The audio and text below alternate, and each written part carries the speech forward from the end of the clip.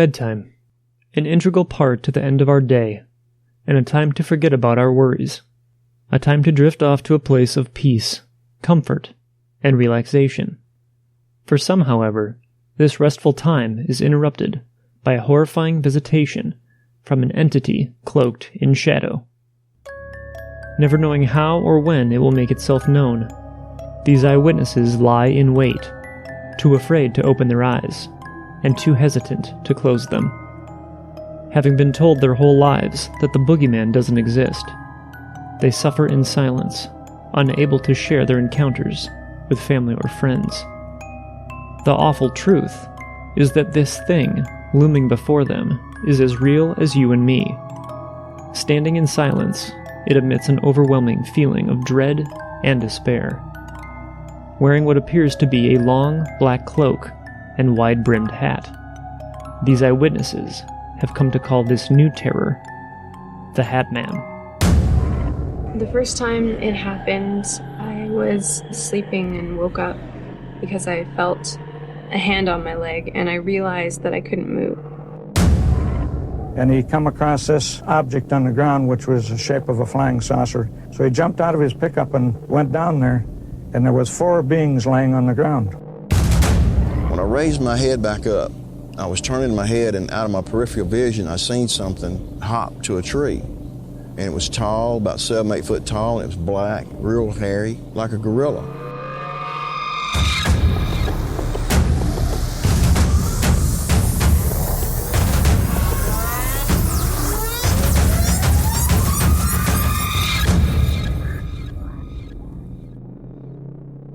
Welcome to the show. I'm your host, Nick Ryan, and this is episode 26. For over 2,600 years, people have had unnerving and in some cases downright terrifying encounters with supernatural entities now commonly known as shadow people, large looming humanoid shadows that appear at people's bedsides or in the corner of a dark room. These spiritual intruders present themselves in different ways, but most commonly are encountered after nightfall, and usually during the moments before falling asleep or waking up. For many eyewitnesses, an encounter with a shadow person is a horrifying ordeal and is usually accompanied by a feeling of impending doom or evil.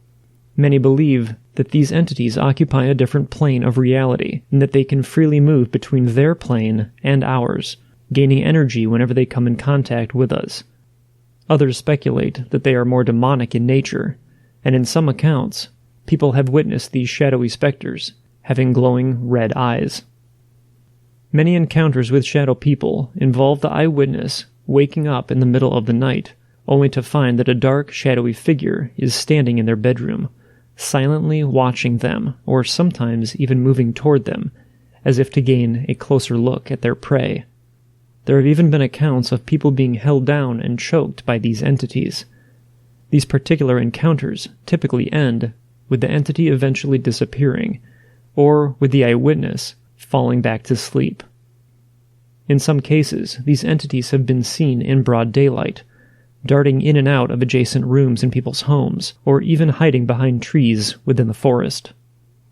If you spend any amount of time researching ghosts and hauntings, you're bound to stumble across a story or two regarding shadow people. Their presence is nothing new, but with the anonymity of the internet, more and more people are coming forward with their own creepy encounters with these entities. I myself have even experienced brief but unnerving encounters with shadowy nighttime visitors, experiences that couldn't have lasted longer than a couple of seconds, but experiences nonetheless. For me, these dark humanoid forms are unsettling to say the least, but I've never actually felt as though I was in danger. To wake up suddenly and see what looks like a shadow person standing over me is extremely startling, but typically after blinking my eyes a couple of times, I'm always relieved to find that my room is once again empty. I believe this type of encounter is common, but there are those who experience shadow people in a much more sinister way. First thing I remember as a child at night, I'd just gone to, my mother just put me to bed, and I could see the lights on in the living room. I'd just laid down for bed. I could hear my parents, I could hear the television, and I looked up, and to my right, I saw a couple. very shadowy, very dark, in my bedroom. A man and a woman, and they started walking towards me. It's very frightening. I couldn't speak. I wanted to call out to my mother. I couldn't call out to her. I was just terrified. And right about that time, she walked into the room, and it appeared that she walked directly through the two people that were standing to my right. And I began asking her, who are these people in my room? What's going on? She kept telling me that it was just a dream to go back to bed. And I said I wasn't asleep. It wasn't a dream. I could hear the television on in the other room. And that was the end of that. The Shadow Man, and this is just a recent label that I've put on this character. The closest I've seen of him is the arm, because it's been around my throat several times. Before we begin discussing the Hat Man, I want to make sure everyone understands what an encounter with a shadow person typically consists of. I'd like to share a bit of audio with you defining exactly that, and who better to describe it than renowned author and researcher of the unexplained, Rosemary Ellen Guiley. The following audio clip is from Coast to Coast AM. This is something that I have been studying since about 2004. Well, even before that, in my paranormal investigations with negative hauntings and negative spirit attachments. And there is a phenomenon that is far more common than even just the average ghost haunting, in my opinion. And that's what Paul is calling supernatural assault. That's the title of the documentary that he did on shadow people and the jinn. It's a very good title for what takes place, because that's exactly what happens. It's the bedroom visitation of a very formidable, hostile, negative entity that terrorizes people and literally vampirizes their life force. And these assaults can take the form of just simply psychological terror, or they might involve physical assault and even sexual assault. Centuries ago, they called it the old hag, because people thought that demons went out at night and did these things. And it seems to have shape-shifted today, and the form that's most common is a solid black figure that looks human in outline. It's like seeing the outline of a solid black human male who's probably wearing a coat, what appears to be a coat or a cloak, quite often a hat. And this figure is blacker than black. You have no lights on in your bedroom, no outside light coming in. You can still see this dense black form against the darkness of your own room. And usually there are no facial features or eyes, but people feel that they're being stared at in a very malevolent way. And they may show up in a doorway or at the side of a person's bed. And people are terrified. They wake up in the middle of the night, sleep paralysis. The effects of sleep paralysis are part of this syndrome. People can't move. They can't even cry out. They feel totally helpless with this, as many people describe, this evil entity that seems to want to do some harm to them, and they haven't a clue why. There are people who have their health debilitated if they have repeated attacks. Many times these situations are one-offs. They happen once, maybe twice. Nobody knows why. There are reasons why, but the victim often can't figure out why. Or they happen to go and stay in a place where this kind of entity is resident, and it attacks them while they're there. And then some people have repeated attacks on a frequent basis throughout their lives. And when that syndrome happens, it can have quite a deteriorating effect on somebody's health, on their psychological well-being, their ability to perform at work, maintain healthy relationships. All aspects of life become negatively affected.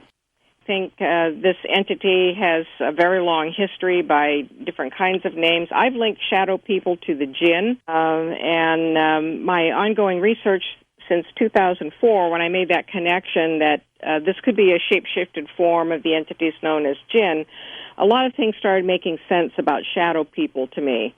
I couldn't quite define them as demons or as hostile ghosts or as aliens or complete thought forms. There may be a thought form element to them in that when people project their fear, that can contribute to the manifestation.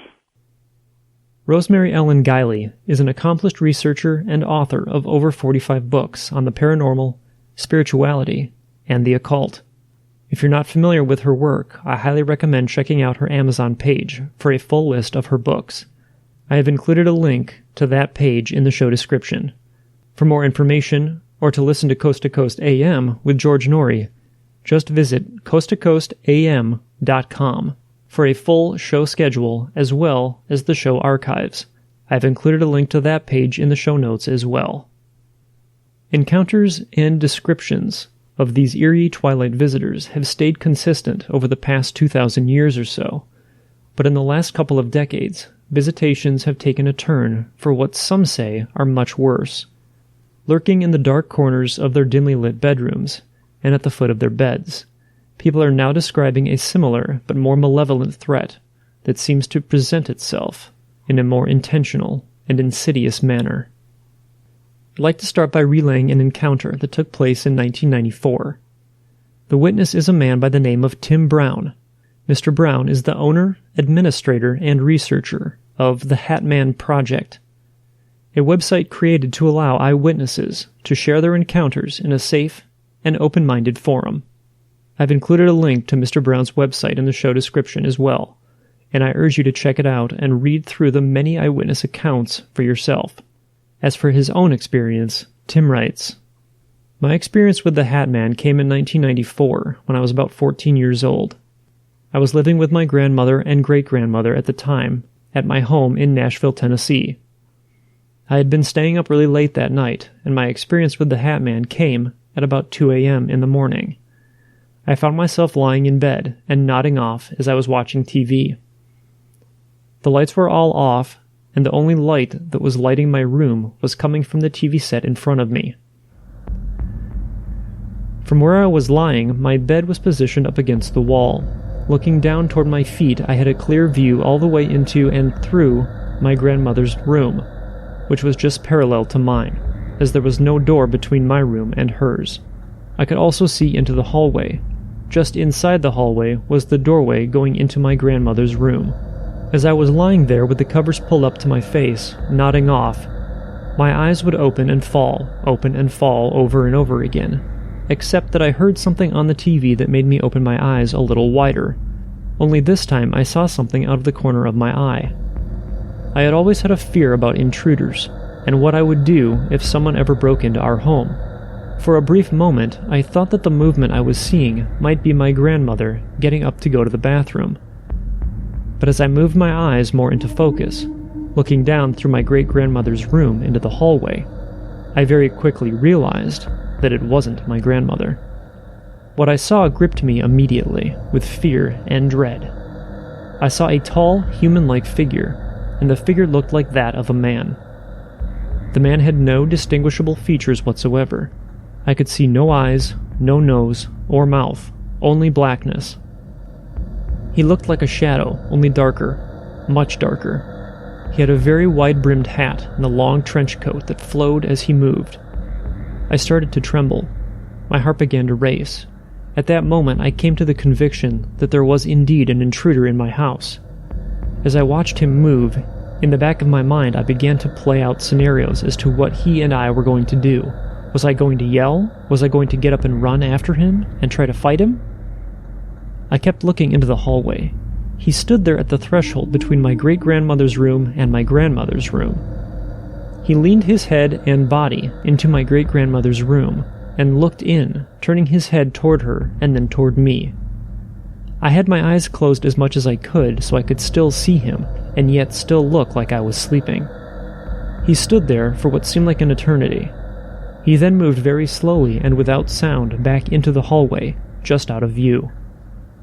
Then immediately I saw his figure move toward my grandmother's room, the same as before. He leaned his body and head in, looking at her, again not making a sound, and then leaned back and moved out of view into the hallway. At this point I didn't know what else to do. I was convinced that we had some kind of burglar in the house, so I summoned as much courage as I could, jumped out of bed yelling, and charged into the hallway, ready to fight. I turned into the hallway, and he was gone. Obviously, I had startled and woke up my grandmother and great-grandmother. I told them what had happened, and needless to say, we didn't go back to sleep for a long time, and when we did, we left the light on. After my experience that night, and during the next day, I spent a lot of time talking with my family about what had happened. I was surprised to know that my experience of the man with the hat and cape was not the only one that had happened in that house. As it turned out, both my grandmother and great-grandmother had seen the same thing. Over the years since that time, I had grown very antagonistic against the whole thing, brushing it off as mere happenstance, a figment of my imagination, or perhaps the result of my nodding off and being in that in-between place of being half awake and half asleep. I thought about it every now and then, but relegated it to the back part of my mind and paying little attention to it. I would continue to feel this way about my experience until 2 years ago. That's when everything changed. I was listening to Coast AM with George Norrie one evening, and it was really late in the night, perhaps 2 a.m. or 3 a.m. They were doing a show on what was called shadow beings. It was the first time that I had ever heard of something like that. As I listened to the show, nothing could prepare me for what I heard next. George Norrie and the guest went on to describe people's experiences with one particular shadow being, a dark, man-like figure with a large, wide-brimmed hat and a cape. Immediately, I felt chills run down my spine. I knew at that moment that what had happened to me as a teenager was not a figment of my imagination, and was definitely not the result of me nodding off. I had seen what these people were describing.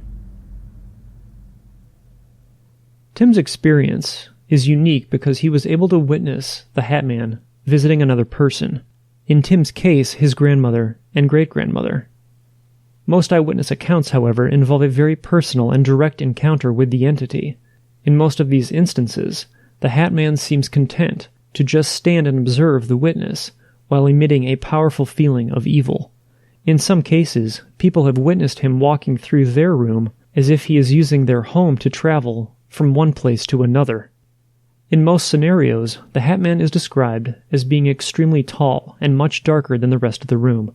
Many times he's described as resembling a two-dimensional shadow that's blacker than black.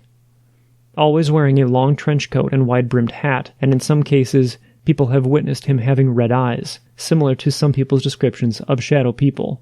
It's also common for a feeling of paralysis to occur during these encounters, which adds to the feeling of dread. While some people say that they didn't feel particularly uncomfortable when encountering the Hat Man, the majority of eyewitnesses swear that he is pure evil. While it's unclear what this entity's motives are, most are in agreement that he is there as a harbinger of negativity and bad luck. Many believe that he gains energy or power by feeding off of the fear that he instills on his subjects. In some cases, this might be the reason that the Hat Man is able to physically assault his victims. Some people believe that invoking the name of Jesus during a Hat Man encounter will force him to flee, while others have had no luck while trying to shoo him away.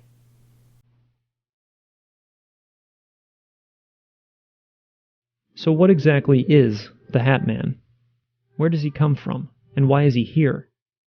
Whether he's simply a curious spirit from another dimension, or a demonic entity looking for a host, the nature of his existence is a mystery. Unfortunately, the only way to learn more about this specter of the night is to wait for the next eyewitness encounter. Who knows? It might be you. If you've had a personal encounter with the Hat Man or a shadow person, I would love to hear your story.